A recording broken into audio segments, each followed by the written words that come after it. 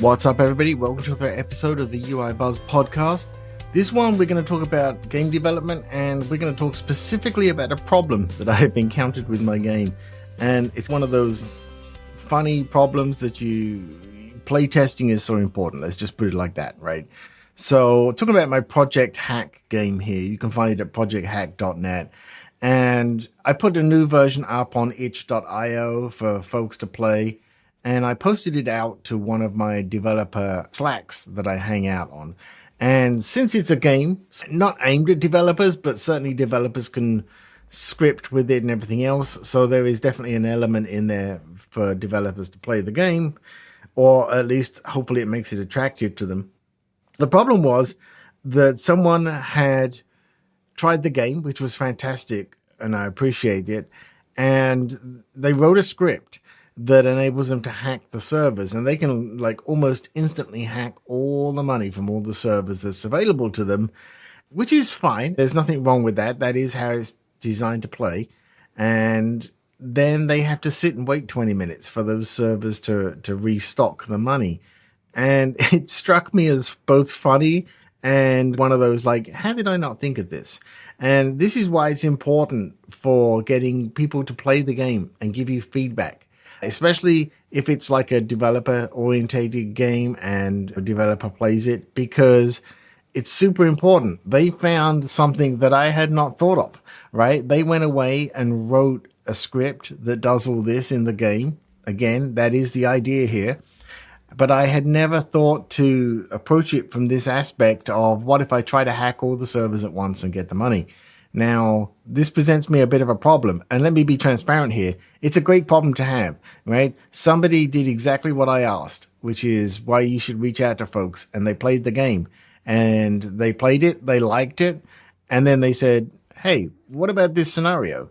And you want to be able to solve it before you ship the game in a final version. I'm very much in a pre-release state still. And so it's given me something to go away and think about, which is, what if someone writes a really good script, hacks all of the servers straight away, and now, especially at the beginning of the game, when they've not unlocked a lot of the other features, what do they do now? They do have to wait 30 minutes for the servers to restock some money and then do it again and wait again. And of course, once they get more levels, other things open up, things like the research, things like the AI tools, fighting the bosses, and then eventually hacking other players. But in this very early stage of the game, if you write a script that is this good, or, as I hope will happen, someone writes scripts and shares them on the web somewhere, other people go find these scripts to help them improve playing the game, that kind of thing. This presents a real challenge. What do I do for those folks who are really good at taking advantage of this scripting here? The answer is, I genuinely don't know right now. I've been thinking about this for a few days. The solutions that I've presented to myself just don't work for me, right? Number one is I somehow slow down the hacking so that they can't do this at the beginning and be crippling it in a way. And that doesn't feel right. If someone is that good at writing the script and they do it, they should get the reward for it. That's the whole point of this game, is you play it the way you want to. So locking it down, essentially preventing them from doing this, is not the answer. I was like, what other things can we do in between? I could put some mini games in there like I had in a very early version of the game, and that is an attractive idea. I still think that I'll probably do that at some point here because it did work out great in the early version of the game.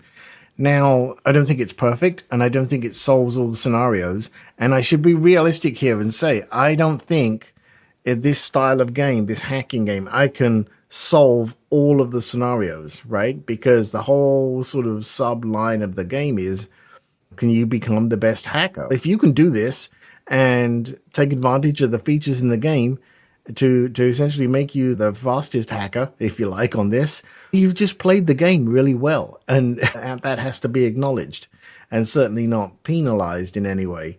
So it's been an interesting few days. I've gone through highs and lows. I've gone from, you know what? I'm just not good at making games and I should quit this, to, no, this is good. Someone did this. They liked the game. They enjoyed it. They took the time to do this. This is exactly the kind of thing you want people to have an experience with the game.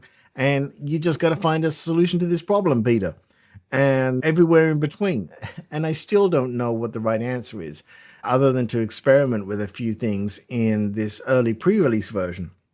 And then I'll put a link in the show notes for you to go play the game. It's free on itch.io. I don't intend it necessarily to live there forever, but it's a good place to put it in this pre-release stage where folks can get to it and just play it in a web browser.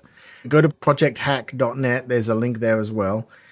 And there's a community there. I'd love your feedback on this. If any of you have any suggestions as to, like, here's what you could do, there is a community on that link there that you could put some suggestions, because Lord knows I need them right now. I'm not sure what the right answer is. I'm not even sure that I've got answers that I want to try. I know that I just don't want to cripple a player for being that good. So anyway, I just don't know what to do, and I'm laughing to myself because it's so frustrating. You do all of this, and this is a good lesson. You're so focused on building the system, building the game, building out all these ways for people to play it, that essentially I have built a feature that is too good. And it sounds funny to say it, but that's the scenario here. So I'm working through the stress of it, the highs and the lows, and I'm sure I'll come up with something, because I'm not going to give up. If I can, I should just accept these challenges and solve them as we go, right? This is what's going to make the game significantly better, I think, and offer more longevity to it, especially while I'm working out the storyline. But again, you don't have to pay any attention to the storyline. That's the whole point. Play the game you want to. So anyway, I wanted to put that out here in this episode to all you game developers out there. You probably will experience this if you haven't already. And if you have, please reach out to me, peterwitham.com. I'd love to know how you're dealing with these scenarios. Or if you want to come on the podcast and talk about them in your game and how you solved problems or challenges and things like that, let's do that, because this is a really interesting time in my game development cycle here of, yeah, dang it, it was too good. So again, please reach out, peterwitham.com. Other than that, folks, yeah, if you're a game developer, hang in there, right? Don't just give up. This is good. You got someone interested enough to play it and give you feedback on something that you need to make better. So that's it, folks. I will speak to you in the next episode.